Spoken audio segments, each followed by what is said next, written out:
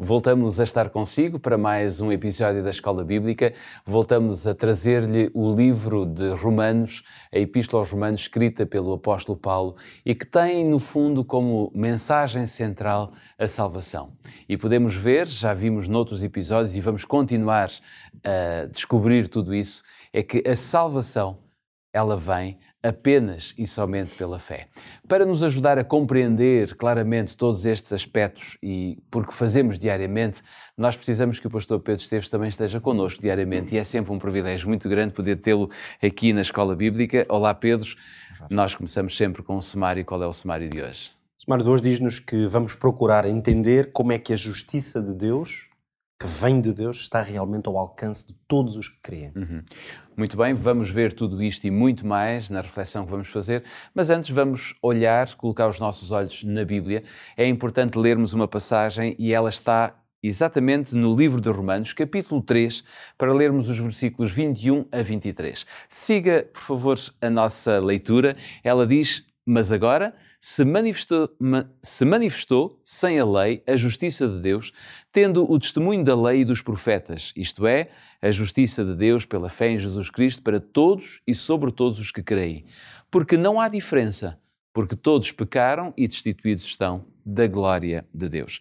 Pedro, como é que nós devemos entender o que significa este texto? Afinal de contas, como é que atua a justificação pela fé na vida de um crente, na vida de uma pessoa? Realmente, como dizes, como implica a tua pergunta, talvez o grande esforço que nós necessitamos de fazer é tornar estes conceitos, que às vezes são um pouco teóricos mesmo, não é? São formulações que por vezes até difíceis para alguém que não esteja habituado a uma linguagem bíblica, de igreja ou teológica, e temos que tentar transformar isto realmente numa linguagem também mais palpável, mais próxima da realidade, não é? O apóstolo Paulo aqui contrasta, digamos, a justiça da lei com uma nova forma de justiça, não é? Como se ele pusesse em oposição estas duas formas de justiça. É evidente que os crentes que vinham do contexto judaico estavam muito mais familiarizados com esta ideia do papel da lei na justificação das pessoas, não é? Mas esta nova justiça, vamos chamar-lhe assim, o apóstolo Paulo vai designá-la como uma justiça de Deus. O termo. É interessante porque, claro, isto é bastante claro a expressão justiça de Deus, mas é evidente que o apóstolo quer mostrar com isto é a total oposição a qualquer forma de justiça que possa ter origem no homem. Ou seja, como evitando com esta expressão justiça de Deus que haja alguma confusão com o facto de o homem poder ser origem, ser a fonte de algum tipo de justiça. Ou seja, essa justiça de Deus é a única que ele aceita como verdadeira justiça. Sim, essa é a verdadeira porque é a única que de facto é justiça. Já o Antigo Testamento dizia que até as nossas boas obras para Deus são como trapos de imundícia. Quer dizer que mesmo um comportamento adequado, enfim... Mesmo cumprindo os 10 pontos da lei, não é? Mesmo cumprindo a lei, seja numa visão mais da lei moral ou mesmo a lei de uma forma mais abrangente, a verdade é que nesse ato em concreto não há justiça. E isso é uma compreensão que a mensagem cristã e o Evangelho reforça de uma maneira extraordinária. Mas, obviamente, reforça não apenas no sentido negativo, que é dizer, ok, não há justiça nas tuas obras. O verdadeiro reforço da mensagem cristã, do Evangelho puro, é a de que essa justiça ela foi manifestada de uma forma plena onde? Em quem?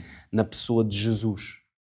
Por isso é que o apóstolo afirma que esta justiça de Deus, pela fé em Jesus Cristo, ela é alcançada pela fé em Jesus Cristo. O que é que isto quer dizer?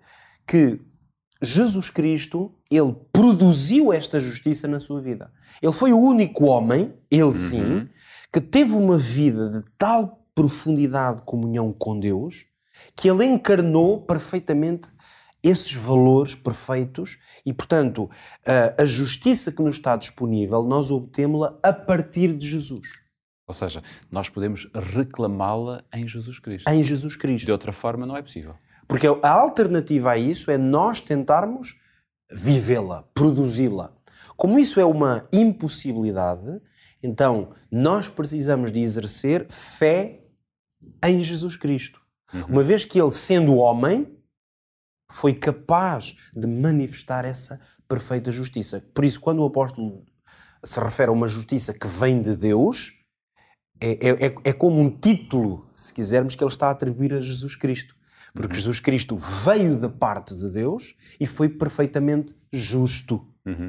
Ou seja, nós podíamos quase que resumir tudo o que estamos aqui a dizer, porque tudo passa pela nossa relação com Deus. E neste caso, com a nossa relação com Jesus. É exatamente isso. É uma relação de fé com Jesus Cristo. Esse é o caminho, é o processo através do qual eu posso aceder ao ato, à condição de estar justificado.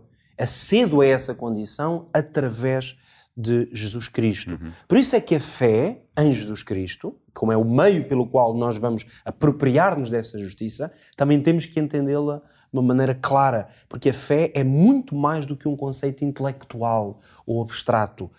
A Bíblia, no fundo, entende por fé mais do que reconhecer que certos factos aconteceram, por exemplo, que Jesus existiu ou que Jesus fez milagres. Mais do que reconhecer a existência, trata-se de viver numa relação de proximidade com Jesus Cristo. Trata-se, portanto, de aceitá-lo como Salvador, como Senhor da minha vida. E por isso é que, desta perspectiva, segundo o apóstolo Paulo, não há diferença entre ser judeu ou não ser judeu, ser gentio ou não ser gentio. O apóstolo vai usar a expressão, nisto não há diferença. Porquê que não há diferença? Porque a justificação que eu necessito para entrar no processo da salvação, ela depende exclusivamente de duas coisas. Daquilo que Jesus Cristo já fez, e essa é uma obra já realizada. Portanto, já houve um homem, claro que ele era Deus, mas encarnou. Já houve um homem que foi justo, porque eu não vou nunca ser justo. Não há um justo sequer. Essa é a condição de base do ser humano, mas há um homem que foi justo. Exato. Então, a fé é o meio através do qual eu me aproprio daquilo que Jesus fez. Sabes que nós já em episódios passados já demos aqui quase como que um significado à fé, para além de tudo aquilo que a Bíblia nos diz. Há um termo muito interessante que é talvez aquilo que eu mais gosto, que é adesão. Sim. É aderir completamente a um projeto. Aderir a esse projeto que Jesus nos propõe. Eu acho que uma outra expressão muito próxima dessa é a ideia de submissão. Portanto, por isso é que a fé não é tanto uma coisa intelectual, é de facto uma submissão, é eu render-me. É um roteiro de vida. É um roteiro de vida que Deus me propõe e Jesus Cristo foi capaz de o encarnar perfeitamente. Claro. E como eu não sou capaz, em Cristo eu começo a caminhar nesse sentido e, obviamente, que cresço em direção ao plano perfeito de Deus. E talvez pudéssemos terminar com uma frase que eu hoje proponho, uma afirmação escrita por Ellen White, que realmente faz uma ligação muito perfeita entre esta dupla dimensão da nossa justiça que não existe, mas em Cristo podemos obtê-la. Ela escrevia assim: justiça é obediência à lei. Mas não nos confundamos, a lei requer justiça e esta o pecador deve à lei. Mas ele, o pecador, é incapaz de a apresentar. A única maneira em que pode alcançar justiça é pela fé. Pela fé ele pode apresentar a Deus os méritos de Cristo e o Senhor lança a obediência do seu Filho a crédito do pecador. A justiça de Cristo, então, o que é que acontece? É aceita em lugar do fracasso do homem. E Deus recebe, Deus perdoa, justifica a alma arrependida e crente e trata-a como se ela fosse justa.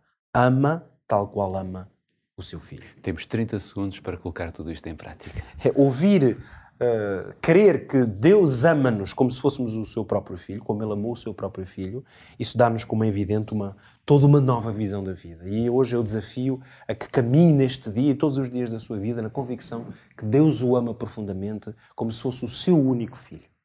É com este conselho que terminamos mais um episódio da Escola Bíblica. Foi muito bom ter estado consigo e acredite, da nossa parte, marcamos encontro já no nosso próximo episódio para continuarmos a escrutinar e a descobrir as coisas belas que o livro de Romanos tem para cada um de nós. Até lá!